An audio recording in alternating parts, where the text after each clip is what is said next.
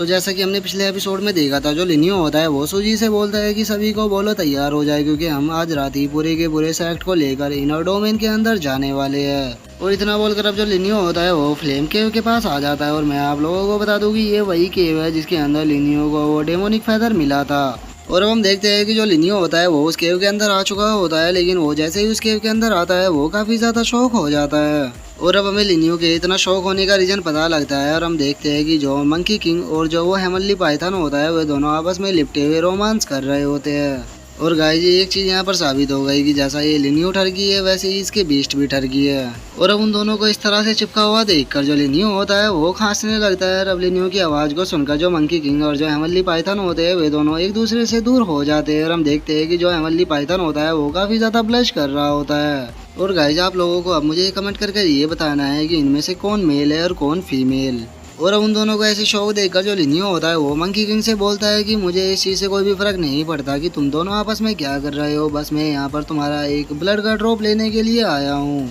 लेकिन हम देखते हैं कि जो मंकी किंग होता है वो लिनियो को वहाँ पर देखकर बिल्कुल भी खुश नहीं होता और वो अपने मुंह को फेर कर खड़ा हो जाता है। और अब मंकी किंग को ऐसे गुस्से देखकर जो लिनियो होता है वो मंकी किंग से बोलता है कि मंकी किंग क्या हुआ, क्या तुम अपने मास्टर के ऑर्डर को नहीं मानने वाले। और अब मंकी किंग को अपनी बातों को ना सुनता हुआ देखकर जो लिनियो होता है वो हेमनली पाइथन की तरफ देखते हुए उससे बोलता है कि अब मुझे क्या कहना चाहिए, क्योंकि ये मेरी बात को नहीं सुन रहा। और अब लिनियो की इस बात को सुनते के साथ ही हम देखते हैं कि जो हेमनली पाइथन होता है वो मंकी किंग की पिटाई करना शुरू कर देता है, जिस कारण हम देखते हैं कि जो मंकी किंग होता है वो रोना शुरू कर देता है और रोते हुए अपनी ब्लड की एक ड्रॉप निकाल कर लिनियो को दे देता है। जो देखकर जो लिनियो होता है वो भी अब काफ़ी ज़्यादा खुश हो जाता है और वो खुश होते हुए अपने मन में सोचता है कि वैसे मुझे मंकी किंग के ब्लड की ड्रॉप की कोई भी ज़रूरत नहीं थी, लेकिन मैं जानता हूँ कि ये जो हेमनली पिलर है ये मंकी किंग को ही बिलोंग करता है और बिना मंकी किंग के ब्लड के मैं इस हेमनली पिलर की पावर का पूरा यूज नहीं कर पाऊंगा। और अब इतना बोलकर जो लिनियो होता है वो उस ब्लड की ड्रॉप को उस हेमनली पिलर के अंदर डाल देता है, जिस कारण हम देखते हैं कि वो जो हेमनली पिलर होता है उसका साइज बड़ा होना शुरू हो जाता है।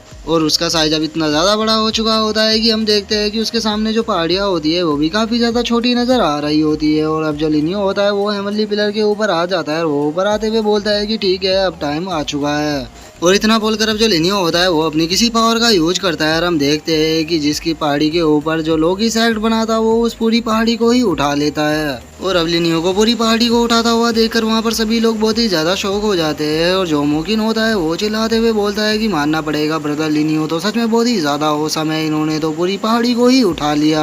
और अब मोगिन की इस बात को सुनकर जो फीयू होती है वो मोगिन से बोलती है कि मुझे समझ में नहीं आ रहा कि आखिर ब्रदर लिनियो इस पूरे सेक्ट के साथ में क्या करने वाले हैं। और फीयू के इतना बोलते के साथ ही अब हम देखते हैं कि वो जो सेक्ट होता है वो पूरा का पूरा अब हेमनली पिलर के अंदर जाने लगता है। और अब जो लिनियो होता है वो हेमनली पिलर को अपने हाथ में उठा लेता है और वो उठाते हुए बोलता है कि इसका जो वजन है वो दोबारा से बढ़ चुका है। और इतना बोलकर अब जो लिनियो होता है वो सभी लोगों के सामने आ जाता है और वो सभी लोगों के सामने आते हुए बोलता है कि ठीक है अब यहाँ से चलने का टाइम आ चुका है, तो सभी लोग तैयार हो जाओ।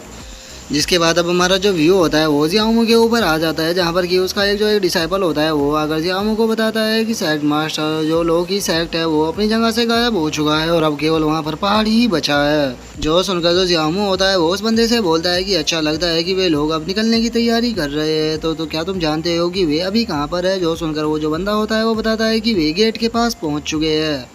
जो सुनकर अब जो जियामू होता है वो काफ़ी ज़्यादा खुश हो जाता है और वो खुश होते हुए बोलता है कि बहुत ही बढ़िया, अब काफ़ी ज़्यादा मज़ा आने वाला है, क्योंकि जो गैलेक्सी का गेट है उसे ओपन करने के लिए किंग रियलम की कल्टीवेटर की ज़रूरत पड़ती है। लेकिन लगता है कि जो लिनियो है वो इस बारे में नहीं जानता, तो इसीलिए सभी लोगों को तैयार करो क्योंकि हम गैलेक्सी गेट पर जा रहे हैं, क्योंकि मैं वहाँ पर उस लिनियो को काफ़ी अच्छे से बेइज्जत करना चाहता हूँ। और जियामू के अब इतना बोलते के साथ ही हमारा जो व्यू होता है वो फ्लाइंग बोट के ऊपर आ जाता है, जहाँ पर कि हम देखते हैं कि जो लिनियो होता है वो अपने सभी लोगों के साथ में गैलेक्सी गेट की तरफ ही जा रहा होता है। जिसके बाद हम देखते हैं कि जो शैन शुई होती है वो जिंगजिंग से बोलती है कि जिंगजिंग तुम्हें क्या लगता है कि क्या हम इनर गैलेक्सी के अंदर जा पाएंगे।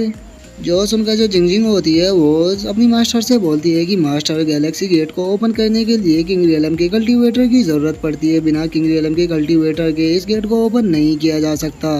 और जिंगजिंग की इस बात को सुनकर जो मोकिन होता है वो जिंगजिंग से बोलता है कि मुझे लगता है कि ब्रदर लिनियो ने इस बारे में पहले से ही प्लान कर लिया होगा, क्योंकि वे बिना प्लान के कुछ भी नहीं करते।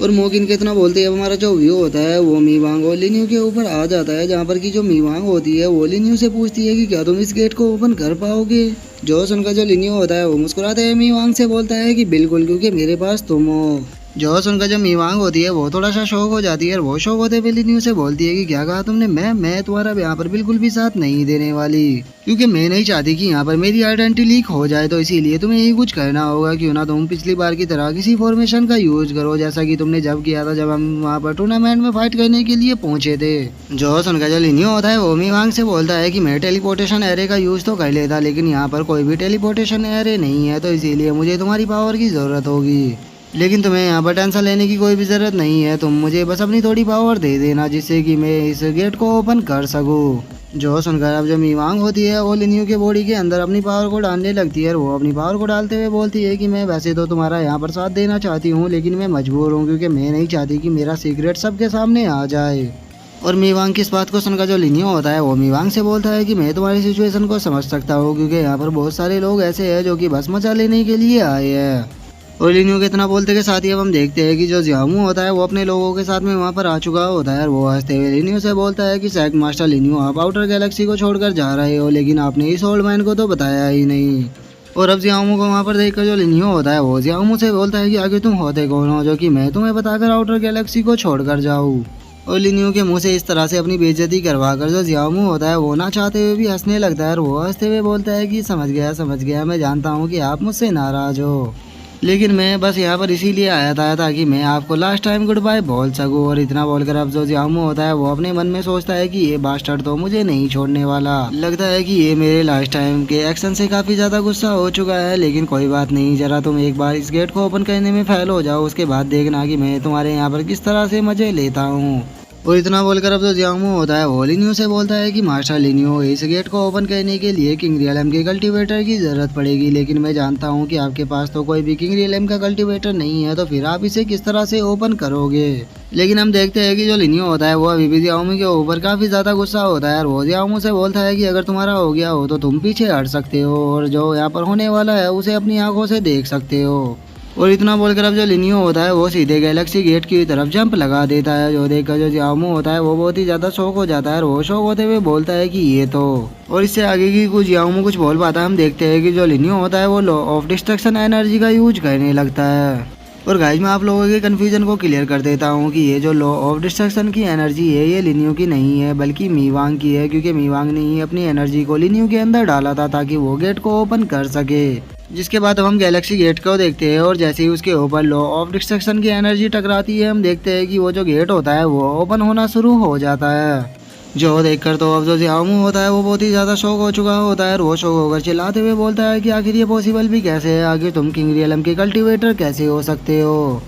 और जियामू की इस बात को सुनकर जो लिन्यू होता है वो जियामू से बोलता है कि ओल्ड मैन क्या तुम अंधे हो चुके हो, तुमने अपनी आंखों से नहीं देखा कि मैंने तुम्हारे सामने ही अपनी पावर का यूज कर इस गेट को ओपन किया है। जो सुनकर अब जो जियामू होता है वो लिन्यू के पास आकर अपने घुटनों पर बैठकर लिन्यू से माफी मांगते हुए बोलता है कि सैक्ट मास्टर लिन्यू प्लीज मुझे माफ कर दीजिए क्योंकि मैंने आपके ऊपर शक किया था। जो सुनकर जो लिन्यू होता है वो जियामू से बोलता है कि मुझे तुम्हारी माफी की कोई भी जरूरत नहीं है, तुम यहाँ से दफा हो सकते हो। और अब लिन्यू के इतना बोलते के साथ ही हम देखते हैं कि जो लिन्यू की फ्लाइंग बोट होती है वो आउटर गैलेक्सी से अब इनर गैलेक्सी के अंदर जाने लगती है। और अब इनर गैलेक्सी के अंदर आने के बाद जो मुमकिन होता है वो काफी ज्यादा खुश हो जाता है और वो खुश होते हुए बोलता है कि मानना पड़ेगा इनर गैलेक्सी की जो QI है वो तो आउटर गैलेक्सी से काफी ज्यादा है। जो सुनकर जो शांसुई होती है वो मुमकिन से बोलती है कि यहाँ की QI काफी ज्यादा पावरफुल है। अब मुझे समझ में आ रहा है कि इनर गैलेक्सी के लोग इतने ज्यादा पावरफुल क्यों होते हैं।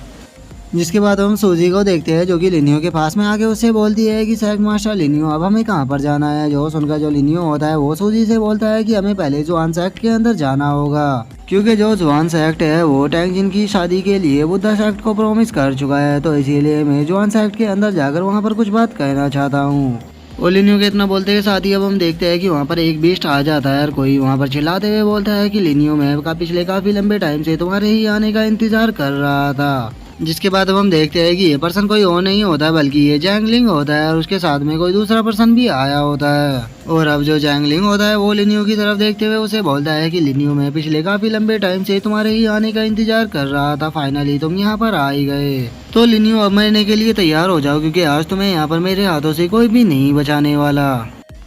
और अब जैंगलिंग के इतना बोलते के साथ ही जो हमारा आज का एपिसोड है वो यहीं पे खत्म हो जाता है। तो अब नेक्स्ट एपिसोड में देखेंगे कि आगे क्या होता है। अगर आप लोगों को वीडियो अच्छी लगी हो तो लाइक करना, चैनल को सब्सक्राइब करना। मैं मिलता हूँ आप लोगों से नेक्स्ट एपिसोड में, तब तक के लिए बाय बाय गाइस।